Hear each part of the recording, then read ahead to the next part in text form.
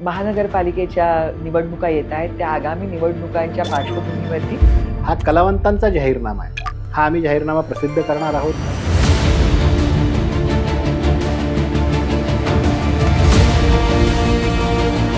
अगदी महापालिकेच्या शाळांपासून बालनाट्य स्पर्धा असतील, कला शिक्षण असतील, सांस्कृतिक उपक्रम असतील, याची नाळ जोडली गेली पाहिजे. राज्य सरकारकडे कुठल्या प्रकारच्या योजना आहेत आणि महापालिकेच्या अखत्यारीत काय आहेत, हे सामान्य कलाकाराला किंवा आमच्यासारख्या अनेकांना माहितीसुद्धा नाही आहे.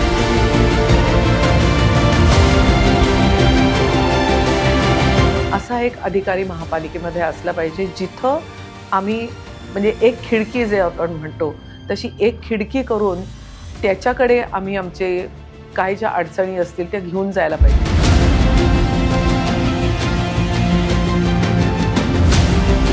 नाट्यगृहांची दुरावस्था, कमी नाट्यगृह आणि त्याच्यानंतर तिथली भाडी. रवींद्र नाट्य मंदिरमध्ये ज्या बाजूला नाटकाच्या गाड्या लागतात त्याच्यावरती लग्नाचा हॉल किंवा म्हणजे हॉल झालाय, पण तो लग्न आणि समारंभांना दिला जातो, पण तिकडे अडचण होते. तर जेव्हा या ग्रासरूट लेवलचे प्रॉब्लेम सॉल्व्ह होतील, जेव्हा हा माणूस खालच्या लेवलला माणूस समृद्ध होईल, तेव्हा मला असं वाटतं की देश समृद्ध होईल.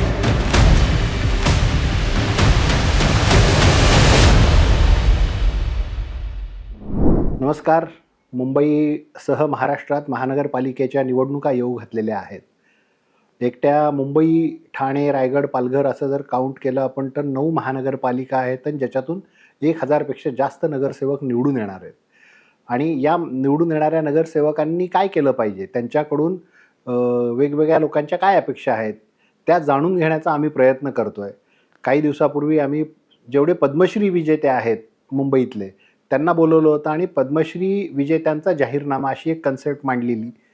त्याच्यात अनेकांनी अतिशय चांगल्या सूचना दिल्या. आज आम्ही वेगवेगळ्या सिनेक्षेत्रातल्या कलावंतांना बोलवलं होतं, ज्याच्यात प्रख्यात अभिनेत्री रोहिणी हट्टंगडी होत्या, शशांक केतकर होता, प्रख्यात दिग्दर्शक चंद्रकांत कुलकर्णी, अशोक खांडे, चिन्मयी सुमित असे वेगवेगळे लोक होते. आणि प्रत्येकानी मुंबईत काय झालं पाहिजे, ठाण्यात काय केलं पाहिजे, सांस्कृतिक वातावरण चांगलं ठेवण्यासाठी काय केलं पाहिजे, यासाठी सातत्याने प्रयत्न कसे केले पाहिजे याच्या वेगवेगळ्या सूचना केल्या. हा कलावंतांचा जाहीरनामा आहे. हा आम्ही जाहीरनामा प्रसिद्ध करणार आहोत. कलावंत काय बोलले ते तुम्ही आता ऐकणारच आहात या व्हिडिओमध्ये. त्या प्रत्येकाच्या प्रतिक्रिया आम्ही तुमच्यासाठी आणलेल्या आहेत आणि त्यासोबतच या सगळ्या जाहीरनाम्याला हे मुद्दे एकत्रित करून आम्ही भाजप असेल, उद्धव ठाकरेंची शिवसेना असेल, एकनाथ शिंदेंची शिवसेना असेल, काँग्रेस असेल, या सगळ्या पक्षांच्या नेत्यांना देणार आहोत की कलावंतांच्या या सूचना आहेत तुमच्या जाहीरनाम्यात ह्या समाविष्ट करा, जेणेकरून या मुंबईचं, महानगरांचं एक सांस्कृतिक वातावरण चांगलं राहील, इथे चांगली नाट्यगृह येतील, कलावंतांना एक चांगलं व्यासपीठ मिळेल.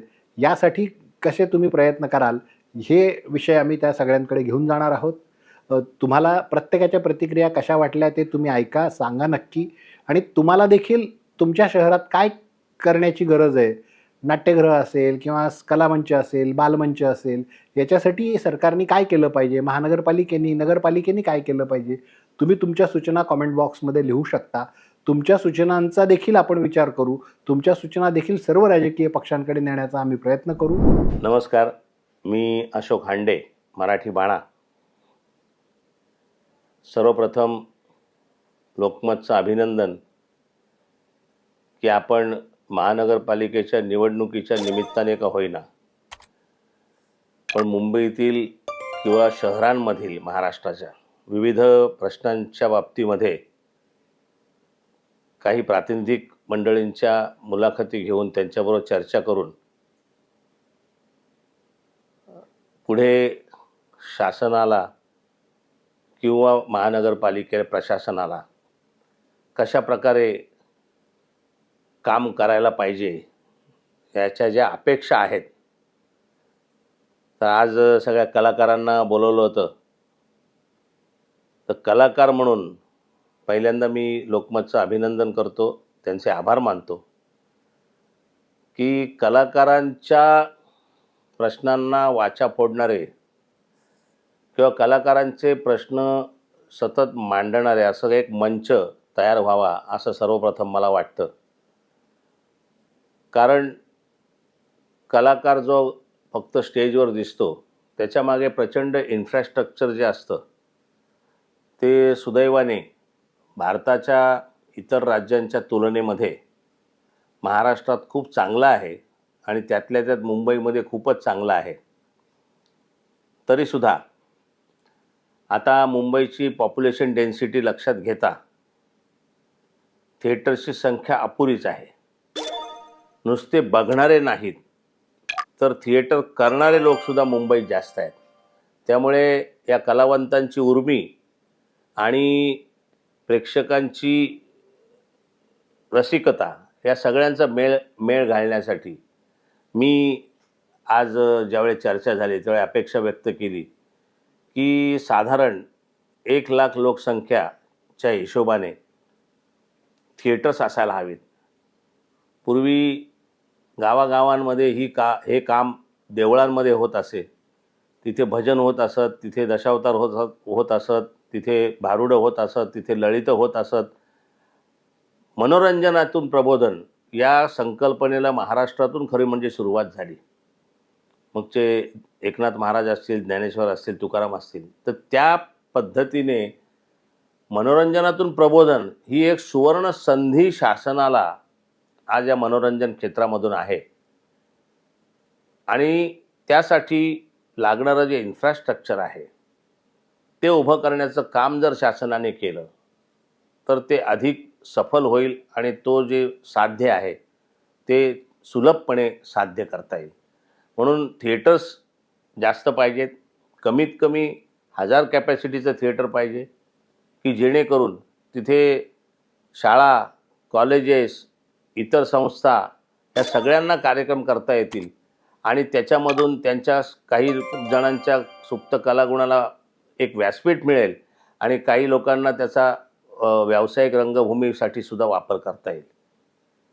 दुसरी गोष्ट मी जी मांडली ती म्हणजे नाट्यगृहांची दुरावस्था.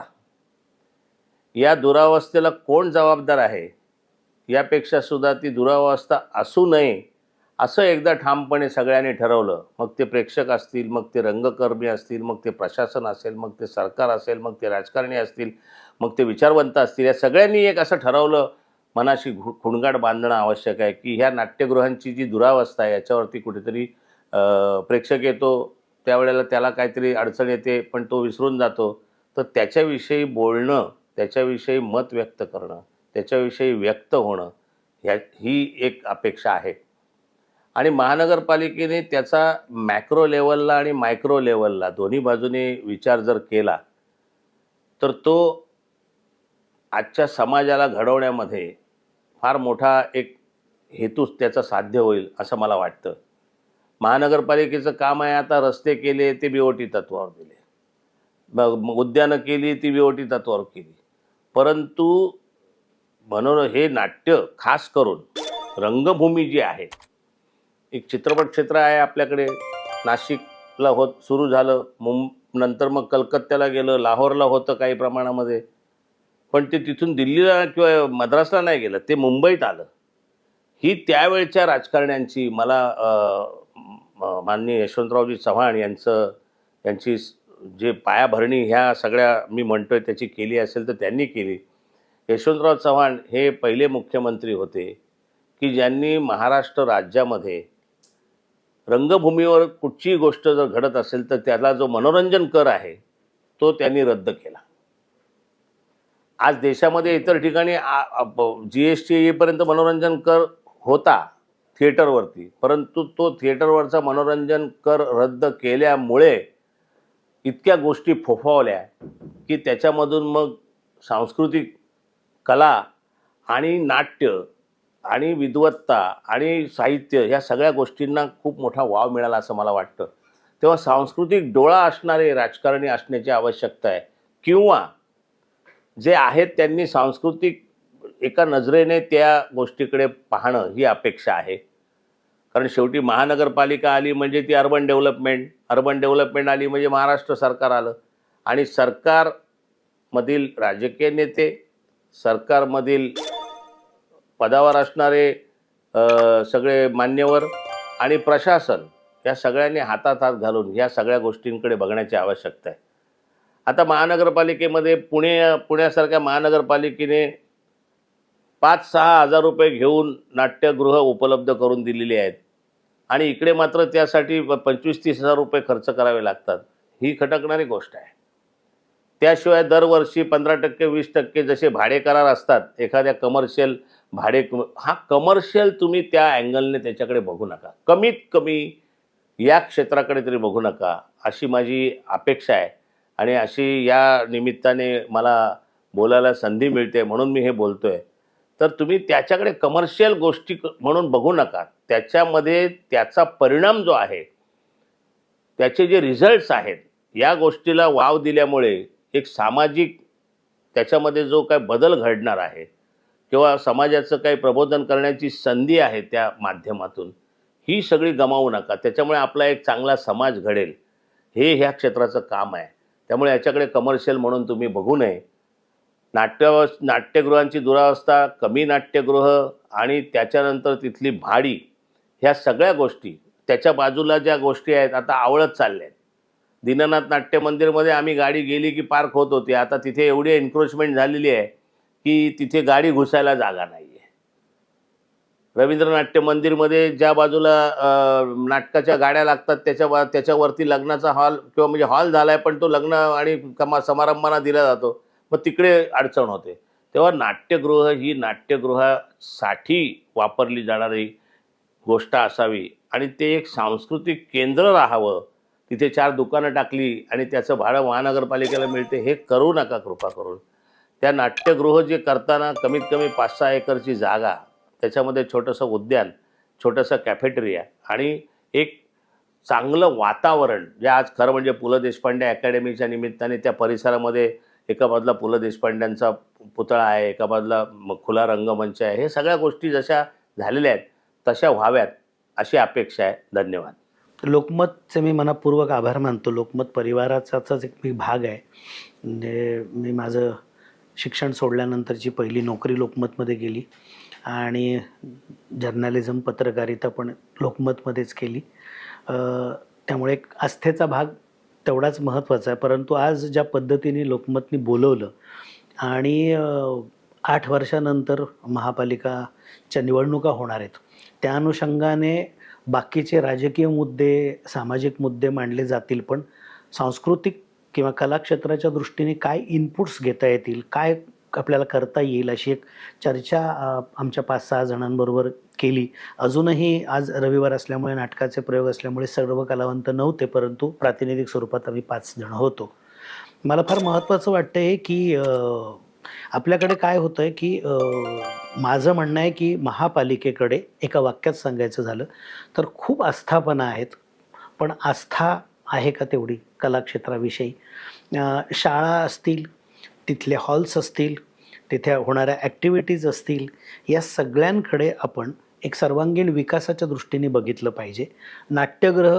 नाट्यगृहांमध्ये व्यावसायिक रंगभूमीवरचे प्रयोग सोमवार ते शनिवार, रविवार होत असतात, परंतु या शाळांमधनं, उदाहरणार्थ आविष्कार नावाची जी नाट्यसंस्था आहे, जी 50 वर्षापासून कार्यरत आहे आणि आधी ती छबिलदासने शाळेने दिलेल्या हॉलमध्ये आम्ही काम करत होतो, नंतर ती एका महापालिकेच्या शाळेमध्ये आम्ही शिफ्ट झालो आणि तिथूनही आता ते रिडेव्हलपमेंट होणार असल्यामुळे बाहेर जातो आहे.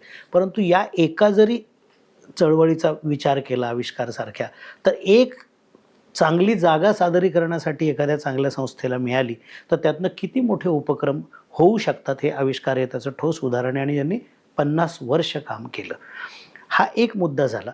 माझ्या दृष्टीने सगळ्यात महत्त्वाचं असं आहे की नाटक असेल, सांस्कृतिक क्षेत्रातलं नाटक हे झिरपण्यासाठी अगदी महापालिकेच्या शाळांपासनं, अगदी आता ठाण्यामध्ये वंचितांची रंगभूमी होते, त्याच्यासाठी काही कार्यकर्ते काम करत आहेत. या शाळाच्या लेवलपासूनच बालनाट्य स्पर्धा असतील, कला शिक्षण असतील, सांस्कृतिक उपक्रम असतील, याची नाळ जोडली गेली पाहिजे असं मला महत्त्वाचं वाटतं. मला सुरुवातीला असं वाटतं की राज्य सरकारकडे कुठल्या प्रकारच्या योजना आहेत आणि महापालिकेच्या अखत्यारीत काय आहेत, हे सामान्य कलाकाराला किंवा आमच्यासारख्या अनेकांना माहितीसुद्धा नाही आहे. त्याचं प्रॉपर चॅनलायझेशन झालं पाहिजे. नाट्यगृहाच्या संदर्भात बऱ्यापैकी महाराष्ट्रामध्ये मोठी थिएटर्स ही महापालिकेकडे आहेत. महापालिकेने त्याच्या दुरुस्तीचं असेल, नूतनीकरणाचं असेल, त्यातल्या होणाऱ्या बाकीच्या गैरप्रकारांचं असेल, याच्याकडे बारकाईने लक्ष दिलं पाहिजे. कारण मला नेहमी असं वाटतं की महापालिका म्हटल्यानंतर कोणालाही असं वाटेल की आरोग्य, शिक्षण, स्वच्छता, पाणी पुरवठा, रोग निर्मूलन, ह्या सगळ्या गोष्टी, शिक्षण हे प्रामुख्याने त्यांच्या अग्रक्रमावर राहिलं पाहिजे. परंतु तरीही आपण असं समजतो की सांस्कृतिक क्षेत्राचं काम हे तितकंच महत्त्वाचं आहे. ते निरोगी मनाचं एक प्रतीक आहे असं मी समजतो. त्यामुळे या उपक्रमाबद्दल मी लोकमतचे आभार मानतो आणि अनेक छोट्या छोट्या सूचनांचा विचार आम्ही आजच्या मीटिंगमध्ये केला, जो लोकमत पुढे बातम्यांच्या स्वरूपात, लेखांच्या स्वरूपात प्रसिद्ध करणार आहे. एक अगदी महत्त्वाचा भाग मी सांगतो की मी जेव्हा कॉलेजमध्ये शिकत होतो तेव्हाचा औरंगाबाद, आत्ताचं छत्रपती संभाजीनगरमध्ये महापालिकेने एक उपक्रम राबवला आणि त्या प्रशासनामध्ये एक सांस्कृतिक अधिकारी नेमला. मला असं वाटतं हा पायंडा, मला वाटतं शंकर मेनन तेव्हा तिथले हे होते IAS ऑफिसर मोठे, आणि त्यांनी ही योजना आणली होती. ती फार महत्त्वाची मला याच्यासाठी वाटते की प्रशासन, निवडणुका, त्यातले माहिती असणारे या सगळ्यांचा दुवा ठरू शकतो तो. म्हणजे महापालिकेच्या प्रशासनामध्ये एक सांस्कृतिक खातं निर्माण झालं पाहिजे, पोस्ट निर्माण झाली पाहिजे आणि त्याची खाली काही चेन निर्माण साखळी जर करता आली तर तो एक दुवा ठरू शकतो की इथल्या सगळ्या उपक्रमांविषयीची जाणकारांकडनं माहिती घेऊन किंवा ती कशी जोडता येईल योजनांशी, बजेटशी, उपक्रमांशी, याचं तो भान राखेल असं मला वाटतं. त्यामुळे ही सूचना माझ्या दृष्टीने खूप महत्त्वाची आहे. 8 वर्ष न झालेल्या निवडणुकांमधनं फक्त निधी आणि मोठा अर्थसंकल्प आणि इतक्या हजार कोटीचं महापालिकेचं बजेट आहे याकडे न बघता या निरोगी सांस्कृतिक मनाची जडणघडण कशी होईल आणि ती बालपणापासून कशी होईल, पुढे कुठल्या उपक्रमांमध्ये आपल्याला सहभागी होता येईल, नाटक असेल, संगीत असेल, चित्रकला असेल, साहित्य असेल, त्या संदर्भातमध्ये कळकळीची विनंती आहे की या सगळ्या आस्थापनांनी, निवडून येणाऱ्या नगरसेवकांनी छोट्या छोट्या स्वरूपात आपल्या वॉर्डपुरतं जरी काम सुरू केलं तर फार चांगल्या पद्धतीने ही सांस्कृतिक चळवळ निरोगी पद्धतीने उभी राहील असं वाटतं. थँक्यू. माझ्या लेखी मला असं वाटतं की लहान मुलांसाठी त्यांची शाळा हे एक पहिलं सामाजिक आणि सांस्कृतिक संस्था असते ज्याच्यामध्ये ते जातात. त्याच्यामुळे महानगरपालिकेच्या ज्या मराठी शाळा आहेत त्या अत्यंत मोक्याच्या ठिकाणी आहेत, चांगल्या सुंदर इमारती आहेत आणि दुर्दैवाने मराठी शाळांकडे सध्या जास्त मुलं येत नाहीत. आता काही शाळांचं इंग्रजीकरण पण करण्यात आलेलं आहे, पण तरीसुद्धा मुलांची जी संख्या आहे, विद्यार्थ्यांची जी संख्या आहे ती मर्यादित आहे आणि ज्या इमारती आहेत त्या मोठ्या आहेत. मला असं वाटतं की ह्या इमारतींमध्ये सांस्कृतिक कार्यशाळा किंवा कला शिक्षण अशासारख्या जर काही गोष्टी राबवता आल्या, अशासारखे उपक्रम जर काही घेता आले तर त्या योगे महानगरपालिकांच्या शाळांना सुद्धा एक वेगळ्या पद्धतीची ऊर्जितावस्था प्राप्त होईल आणि कला शिक्षण, सांस्कृतिक शिक्षण ह्याच्याबद्दल सुद्धा समाजामध्ये एक वेगळ्या पद्धतीची जागरूकता निर्माण होईल. त्याचबरोबर सार्वजनिक उद्यानांची संख्या आजकाल दिवसेंदिवस घटत चाललेली आहे, मोकळ्या जागा नाही आहेत. त्या जागा जर पुन्हा जर सुरू झाल्या किंवा ज्या आत्ता अगदीच वाईट अवस्थेमध्ये आहेत त्यांना जर चांगली अवस्था प्राप्त करून देता आली तर मला वाटतं हे सुद्धा छोटे छोटे सांस्कृतिक कट्टे होऊ शकतात, जिथे वाचन कट्टा, छोटंसं फिरतं वाचनालय अशासारखे काही उपक्रम राबवता येतील.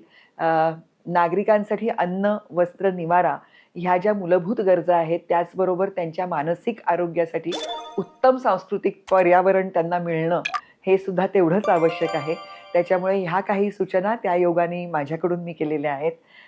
अनेक सूचना बाकीच्या पण आलेल्या आहेत. मला वाटतं त्यांचा उपयोग जाहीरनाम्यांसाठी सर्व राजकीय नेत्यांना होईल आणि त्याच्यावरती जर कारवाई झाली तर एक वेगळ्या पद्धतीचं पर्यावरण, सांस्कृतिक पर्यावरण आपण अनुभवू शकतो अशी मी अपेक्षा करते. नमस्कार, मी रोहिणी हट्टंगडी. लोकमत या वृत्तपत्राने एक चांगला उपक्रम सध्या चालू केला आहे की महापालिकेच्या निवडणुकीच्या निमित्ताने त्यांच्या जाहीरनाम्यामध्ये एक नागरिक म्हणून किंवा एक कलाकार म्हणून काय सुधारणा आपल्याला मुंबईच्या बाबतीत करता येतील या अनुषंगाने काही उपक्रम चालू केलेला आहे. त्याच्यामध्ये सगळ्या समाजातल्या सगळ्या तबक्याची लोक, सगळ्या विविध क्षेत्रातली लोक हे आपापली मतं मांडणार आहेत आणि त्याच्यामध्ये एक कलाकार म्हणून, एक नागरिक म्हणून सुद्धा मला इथं आत्ता माझी मतं मांडण्याची मला संधी मिळते. कलाकार म्हणून खरं म्हणजे मी फक्त अभिनेत्री म्हणूनच आहे. निर्माती म्हणून मला काही अनुभव नाही आहे. पण एक साधारण नाट्यगृहांच्या बाबतीमध्ये किंवा नाट्यगृह बांधण्याच्या बाबतीमध्ये त्यांच्या वेळा, येणाऱ्या आम्हाला काही अडचणी असतात. स्वच्छतेची अडचण असते, कधी-कधी पार्किंगची असते. त्या बाबतीमध्ये आणखीन काय सुधारणा करता येतील? किंवा सध्या आपण बघतोय की संपूर्ण महाराष्ट्रभर महापालिकेची त्या पालिकांची नाट्यगृह आहेत. पण ती चालवण्याच्या बाबतीमध्ये ती आस्था तुम्हाला दिसत नाहीये किंवा ती स्वच्छ ठेवण्याच्या बाबतीमध्ये आस्था दिसत नाहीये. त्या बाबतीमध्ये आपल्याला काय-काय करता येईल? काय-काय सुधारणा करता येतील? हे ह्या सगळ्या बाबतीमध्ये थोडीशी ही सुधारणा झाली पाहिजे आणि त्याचे काही एक आराखडे तयार झाले पाहिजेत. आणि तिसरी महत्त्वाची गोष्ट म्हणजे सांस्कृतिक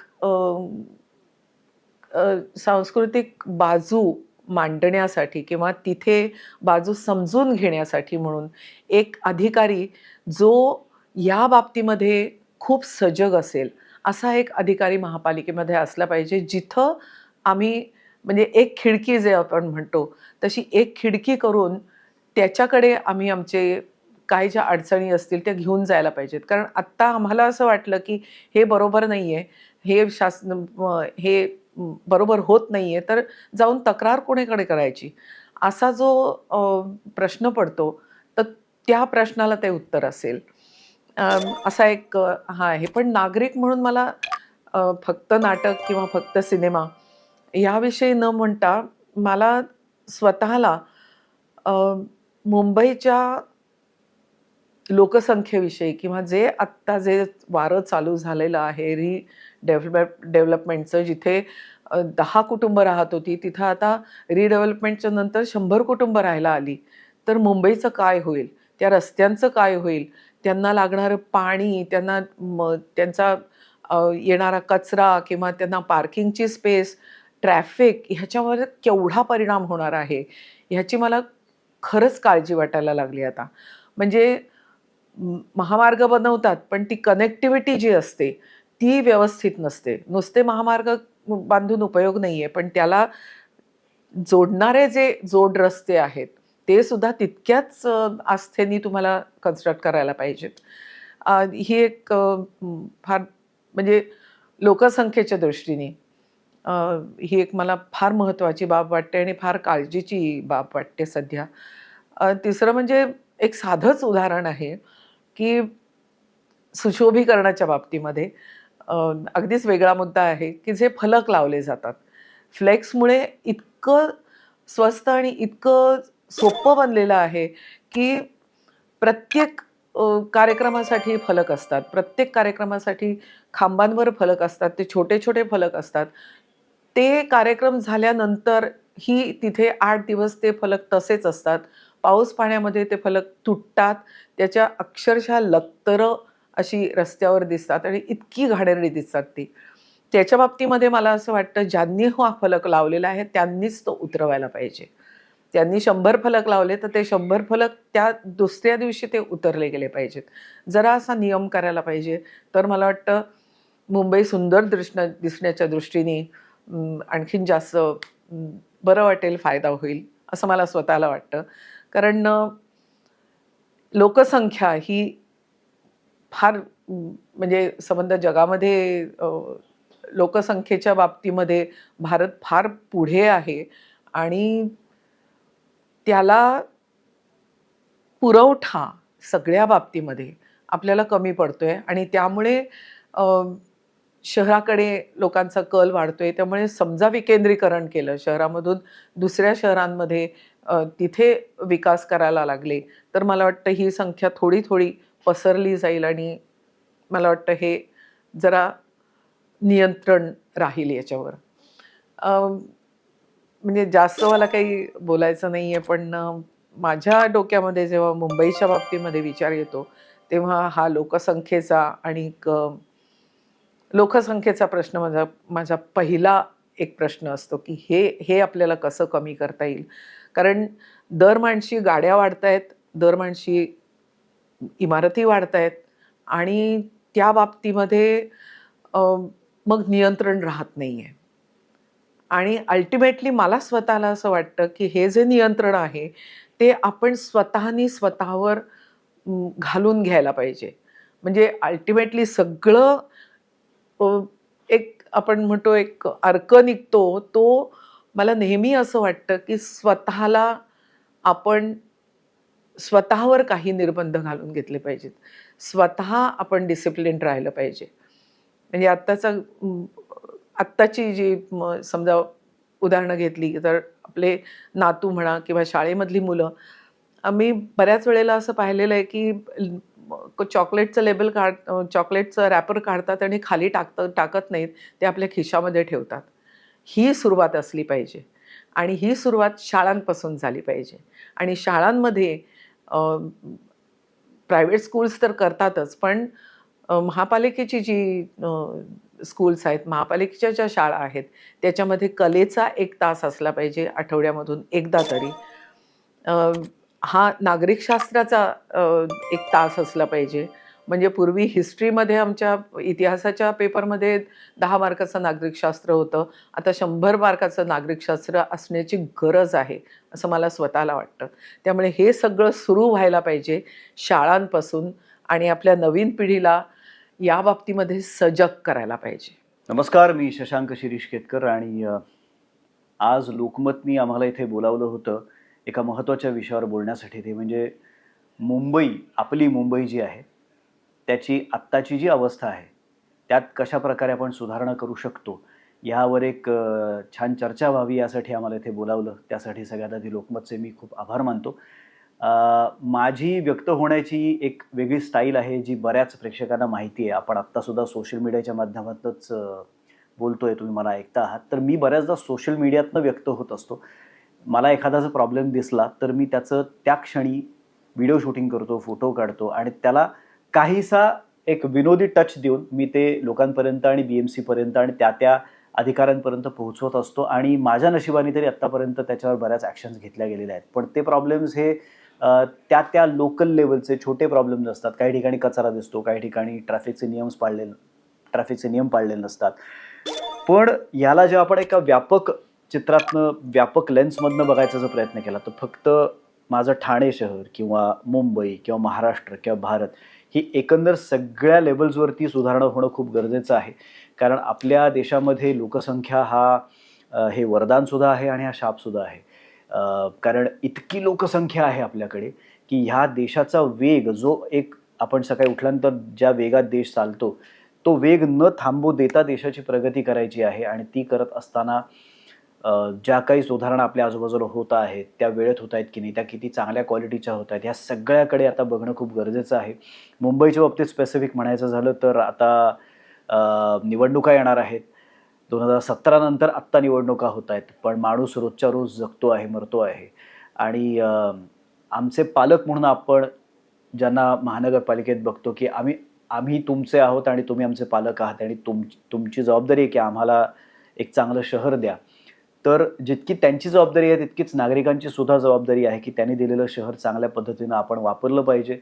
तर लोकांचा लोंढा असेल, दुर्दैवाने वाढणाऱ्या इल्लीगल वस्त्या असतील आणि मग आणि एकंदर इल्लीगल मोठे मोठे टॉवर्स असतील, या सगळ्यातनं बाहेर येणारा कचरा असेल, ट्रॅफिकमध्ये गाड्या थांबलेल्या असतात त्यामुळे होणारं एअर पोल्युशन असेल, नॉईज पोल्युशन असेल, अनेक प्रॉब्लेम्स आहेत. तर ह्या सगळ्यावरती परमनंट एक ठोस सोल्युशन निघणं गरजेचं आहे. तर बऱ्याच सोल्युशन्सवरती आम्ही आत्ता चर्चा केलेली आहे आणि यातनं काहीतरी एक सॉलिड असं कॉन्क्रीट सोल्युशन निघेल आणि आपल्यासमोर येईल अशी मला खात्री आहे. पण मला जेन्युइनली असं वाटतं की देशावर आपलं मुळात प्रेम असणं गरजेचं आहे आणि आपल्याला ज्या सोयी दिलेल्या आहेत त्या चांगल्या पद्धतीने स्वच्छ ठेवून वापरणं आपली जबाबदारी आहे. आणि त्या स्वच्छ चांगल्या जबाबदाऱ्या देणं आणि त्या मेंटेन करणं ही गव्हर्नमेंटची जबाबदारी आहे. तर आपण सगळ्यांनीच मिळून आपला देश घडवूया. गमतीत मी बऱ्याचदा अशा गोष्टी म्हणत असतो की आपल्या मुंबई एअरपोर्टच्या समोर योगासनं करणारे पुतळे लावलेले आहेत. तर ते फक्त योगासनाचे पुतळे बघून आम्ही ट्रॅफिकमध्ये अडकलेले असताना आमचा फिटनेस होणार नाही आहे. तर ह्या फिटनेससाठी गार्डन्स गरजेचे आहेत. खरं खरं योगा करणं आपण गरजेचं आहे. आपला एकंदरच जो वेग आहे तो जरा शांत करणं गरजेचं आहे. आणि बऱ्याच गोष्टी आहेत, बऱ्याच गोष्टी बदलणं गरजेचं आहे. तर आपण सगळ्यांनी मिळून देशाचं खरंच कल्याण करूया. कारण नुसतेच 4थी इकॉनॉमी झालेली आहे. आपण जपानला सुद्धा आता मागे टाकलं आणि $4 ट्रिलियन आपली इकॉनॉमी झालेली आहे. पण ही फक्त ती इकॉनॉमी झाली. पण आपली अवस्था ब्राझील, मलेशिया, साऊथ आफ्रिकासारखी व्हायला नको. कारण देशाची इकॉनॉमी वाढली, पण जर पर कॅपिटा इन्कम बघायला गेलात तर अजून प्रत्येकाचं जे इन्कम आहे ते इतकं खालच्या दर्जाला आहे की त्यांची घरं बघा, त्यांचं राहणीमान बघा, त्यांच्या घरात येणारा पैसा बघा आणि त्यांचे प्रॉब्लेम्स बघा, तर अजून ते जैसे थे तसेच असतात. तर जेव्हा या ग्रासरूट लेवलचे प्रॉब्लेम सॉल्व्ह होतील, जेव्हा हा माणूस खालच्या लेवलला माणूस समृद्ध होईल, तेव्हा मला असं वाटतं की देश समृद्ध होईल. खूप मोठा पल्ला गाठायचा आहे, पण त्याची सुरुवात निदान आपल्या पिढीपासून तरी करूया. तुम्हाला ही कल्पना कशी वाटली जरूर सांगा. आणखी तुम्हाला कोणाकडून ऐकायला आवडेल तेही सांगा. त्यांना आम्ही तुमच्यापर्यंत आणायचा प्रयत्न करू. धन्यवाद.